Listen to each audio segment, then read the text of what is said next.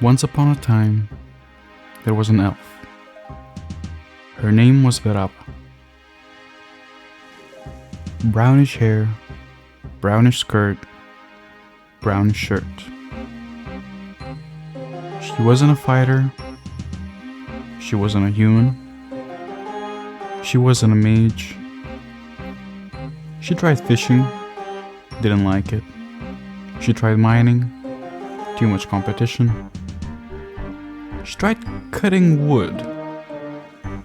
That wasn't too bad. Then she tried lighting the wood into a fire. Wow. She finally felt something. Wanting to experience that again, she chopped more wood, lit more fires, and she was utterly amazed. How come these beautiful fires showed so much beauty? She decided that she needs to do more of them. She needs to light more fires. How else will she see such beauty again?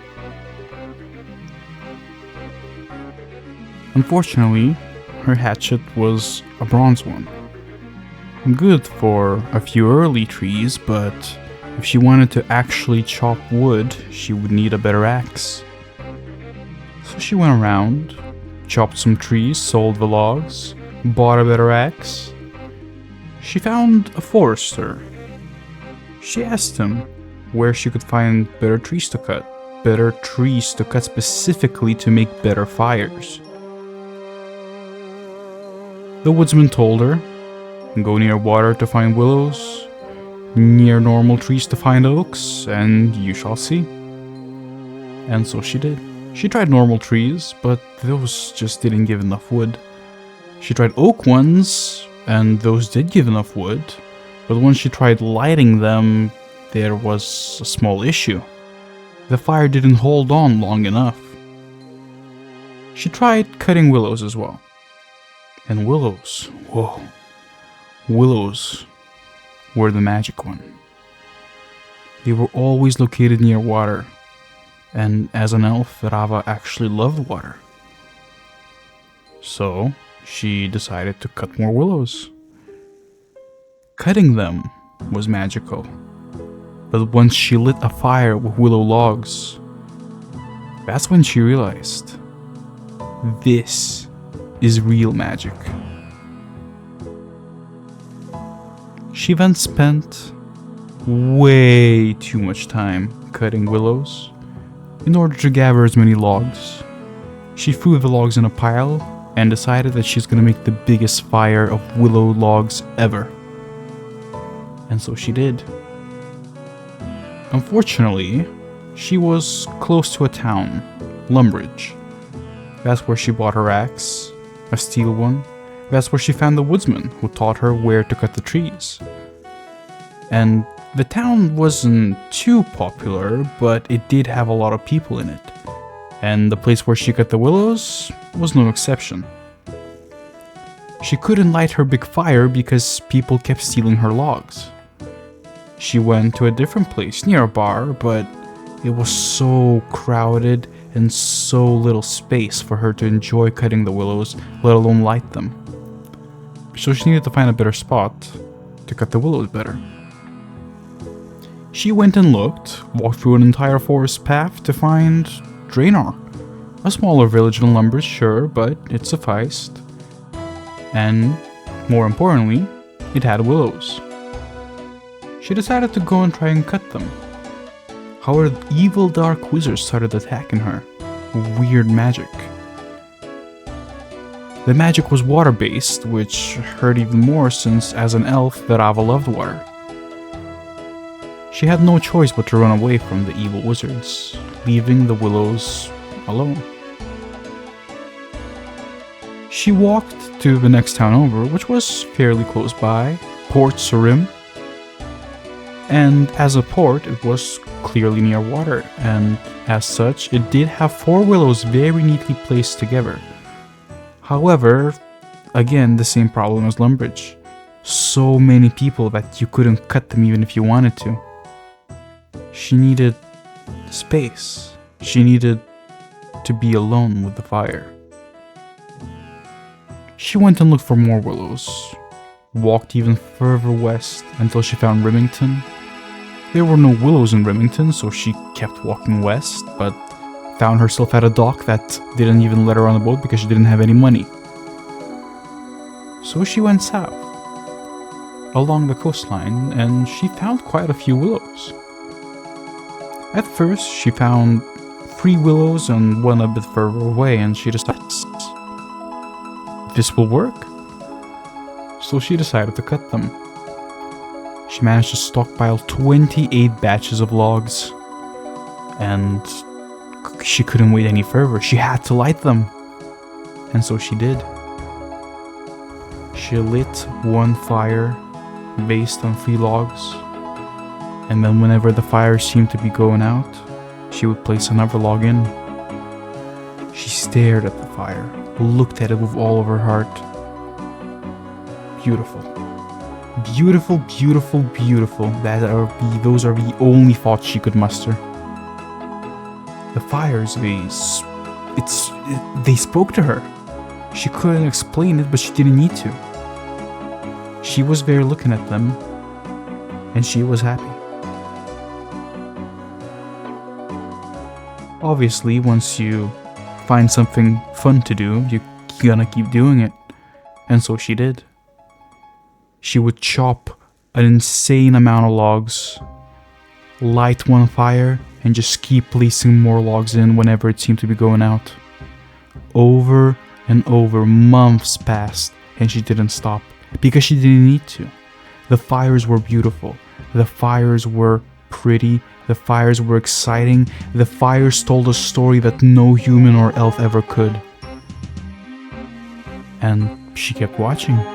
She kept listening. She kept enjoying the presence.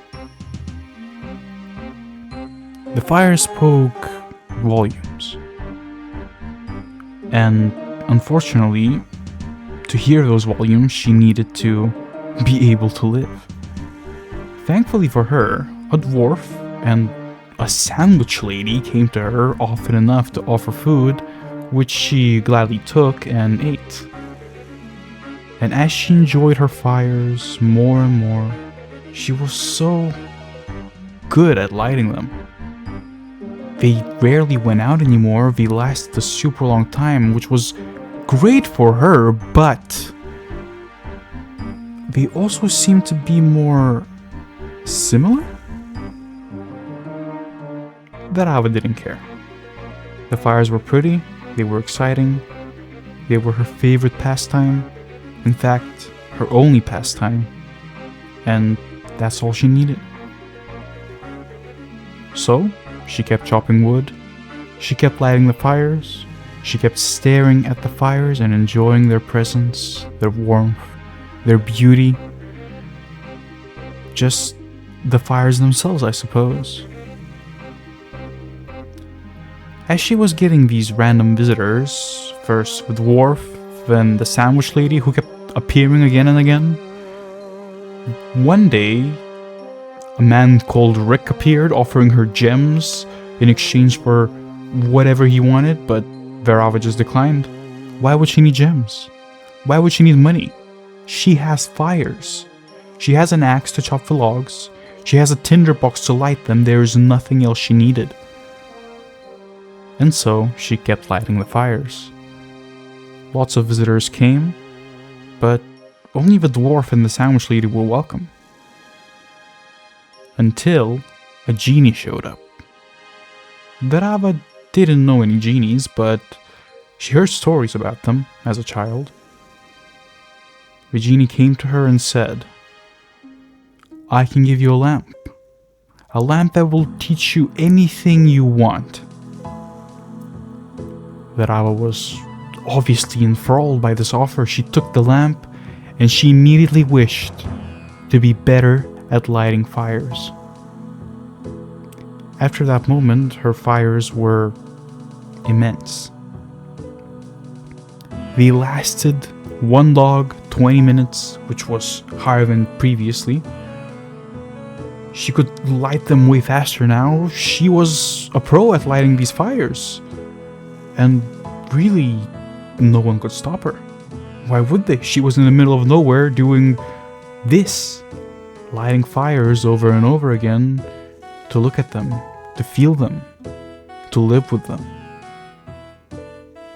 And so she kept doing just that. But as the fires grew more and more refined, as she couldn't improve anymore in the art of making them, she slowly realized making the fires was the same. Looking at fires might be the same, too. She pushed that thought aside. There is no way. These fires have been with her for a year almost. Maybe 2 years? She didn't know. She never checked. She never spoke to anyone long enough to know what time it is. Day and night, rain and snow, sun or wind, she kept lighting the fires because that was the only thing she knew how to do and the only thing that gave her any kind of joy. She kept lighting them, but that nagging feeling at the back of her head, what if these fires are the same as the ones she lit before?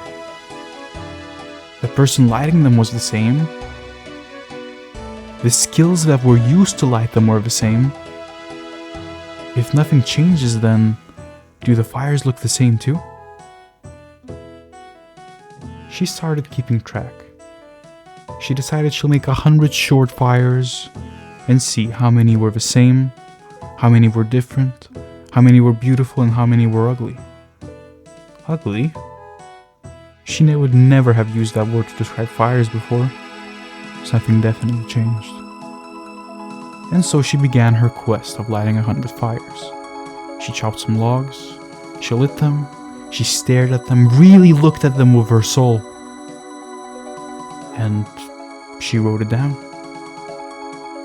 By writing it down, she, of course, just draped a single digit onto a nearby tree and saw how many of the same digits she's gonna see. She lit all 100 fires, only marking the ones that were identical to another fire she has seen. The results didn't shock her, but they were definitely not pleasant either. 6 fires were completely identical to each other from the 100 she had lit, which means her favorite pastime, her only pastime, was already 6% identical. She didn't mind that much, but the fact that fires were almost identical did. While only 6 fires were completely identical, almost 80 had the same start, the same middle, just a few little moments here and there that were different. She couldn't believe it. These fires were her everything, and now the novelty stopped. She took a deep breath. How could she make fires that were different, that would change, that would make her feel something again? Well, she decided not to be too hasty. The fire still provided warmth, they were still beautiful even if a tad boring, and most importantly, she still loved them. Love? The fires?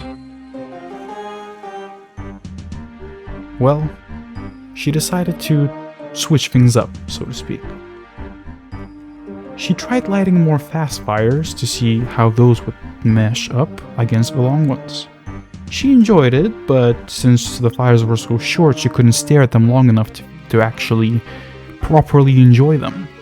So she went back to long fires not long after, but she decided to master some techniques. You see, an imp showed up once, offering to take her to school. School? Why would Verava want to go to school? She didn't care about magic, runes, attack, or strength. She cared about making fires and cutting the logs to make those fires. That's all she cared about, but she thought, why not? The fires were gonna need a change, and if she changed, maybe the fires would change too.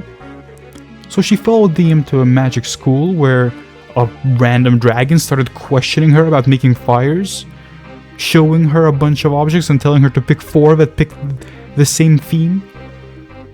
And she always did.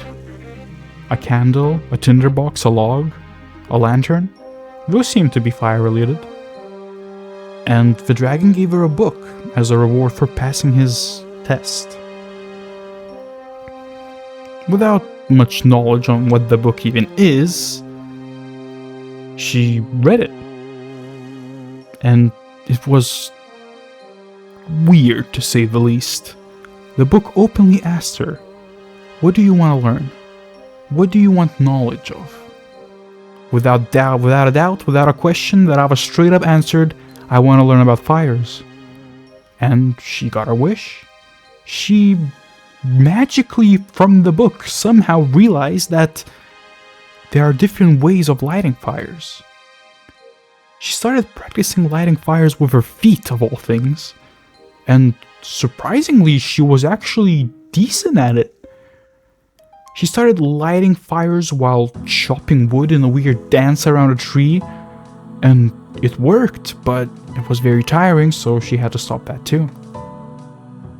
She learned how to make fires while running, learned how to make fires with her feet, learned how to make fires while chopping the wood she would make the fires out of. She was going on a roll, learning every single possible way to light a fire. And as much as that was fun, you can't exactly stare at a fire while you're running around, or chopping a tree, or focusing on actually not hurting yourself with the fire when you're using your feet to make it. So, she went back to her roots, so to speak. She cut herself a huge pile of willow logs, threw them in a fire, one at a time, and just looked. Ah, how beautiful, she thought to herself. Definitely beautiful, that was for sure. Why would she ever want to change this? This is pretty calming. This fire staring back at me, it's almost like a person. Did me changing myself make the fire change too? At this point, it was no exaggeration to say that Verava's life was pretty much all fires, and she didn't mind that. She didn't have time to think about existential questions like what's her life's purpose or what's her goal. Her goal was simple: look at the fire. And she did. But that problem, it came around again. You see, after you learn every single way to light a fire, you have nothing left to learn. No way to change, no way to improve. And the fires, they reflected that. They were the best fires anyone has ever seen. They lasted an amazingly long time. She lit them so quickly that no one even noticed there wasn't a fire there in the first place, but the fires were the same. She looked at the fires again. All 100. She lit 100 fires yet again to see how many were identical. 84. Out of the 100 fires, 84 were identical to each other. This was soul-crushing to her. She needed answers. She needed to know how to change this, how to make the fires smile at her again. It was clear that after years of doing nothing but lighting fires, she fell in love with them. If she has done nothing but light fires and look at them, and she fell in love with them after spending so much time with the fires, wouldn't the fires fall in love with her too? So if Verava was getting tired of seeing the same fire over and over again, wouldn't the fire get tired of staring at Verava for so long as well, this realization made her soul crushed. She never even looked at the outside world. She hasn't been talking to anyone except the sandwich lady and the dwarf for over 4 years. Or however long it has been. She doesn't know. She doesn't know. What was she going to do? She needed answers. She needed help. She needed something to make the fire smile at her again. In her mind, the fire was a girl just like her, because all she knew was a fire. And if she spent as much time with the fire as the fire spent with her, then doesn't the fire know only her as well? In her mind, the fire wasn't just a natural phenomenon, a log burning. It was a girl, just like her. Just as pretty, just as innocent, just as orange, just as beautiful. She needed to impress her. She had to impress her. This was her love of her life. The love of her life was there getting tired of her. She couldn't stand that. She needed to change. The next time the sandwich lady came around, Verava straight up asked her, "How can I impress a girl?" The sandwich lady looked odd at her. She never actually spoke to Verava, only gave her a baguette and walked away. But Verava, this beautiful elf, was asking how to impress a girl. A girl? What kind of girl would this girl be talking to? The sandwich lady answered, "There's a cute clothing store in Verava.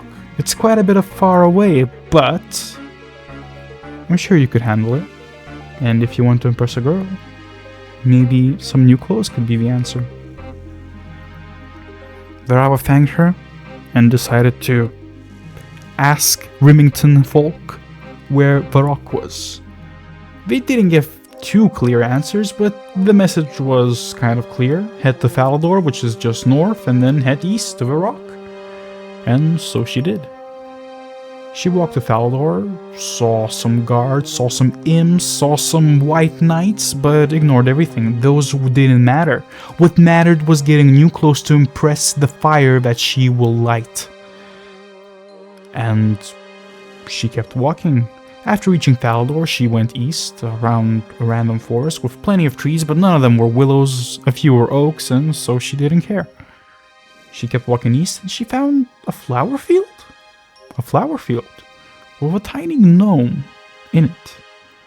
She came and asked the gnome, "How can I have a pretty flower crown as pretty as yours?" Of course, her words were butchered. She didn't speak to anyone in so long, but the gnome looked at her and said, "Just pick any flower you like, and I will pin you a flower crown." Verava decided to go after her favorite color, orange. She picked 7 different shades of orange flowers. She picked a white one and a dark purple one. She didn't want to stay the same. She didn't want to be all orange again for the one true love of her life, so she decided to switch it up with the white and purple. Of course, she couldn't let go of the orange completely, but it was a start. Then she went to the Vera clothing store. She bought some new boots, which she appreciated, and with the new flower crown, she even started to look definitely not bad. She bought some gloves, which fit her well and actually protected her while lighting the fire, so she was doing good for herself. She looked different, she even felt different, actually. Then she overheard a person from the archery shop. She thought there was no way she needed a bow. I mean, all she ever has wielded was an axe. Why would she need a bow? But it was free, so she took it. And with a bow in hand, which she didn't even have any arrows for, with a flower crown that was over her head, with leather gloves and leather boots covering her limbs, she felt weirdly satisfied and weirdly excited as well. She wanted to see the fire again. She wanted to ask her how she looked. She wanted to see how the fire would react to her changes. And, well, what other way to find out than to meet the fire again? So she traveled all the way back to Remington, all the way back to her favorite tree, and chopped it again. She again stacked so many logs, way too many logs, and got ready to sit and look at her beautiful fire, the one true love of her life. She lit it, and from the first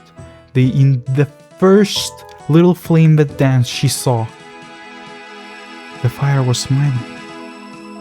The fire was excited. The fire was happy. The fire was different. Verava didn't stop lighting fires after that. She made the fire, she looked, added a log whenever it seemed to be going out. It was like a conversation between a woman and a fire, between a girl that saw nothing but another beautiful girl in something that was nothing but a natural phenomenon. It was beautiful to her. The fire was smiling at her, she was smiling at the fire. She realized close enough wouldn't be enough, so she started talking to it too, explaining to her how water is important to an elf, but fire is better because fire was her. Her? Who was her? It didn't matter. It didn't matter who the fire was because the fire was with her. Years passed, and years passed, and years passed, and she kept with the fire, never walking away, talking with it, writing poems to it, getting some new clothes, of course. She was happily married to a fire that kept dying and re-emerging from the ashes because she would make it re-emerge. That is the story of Verava, the beautiful young elf.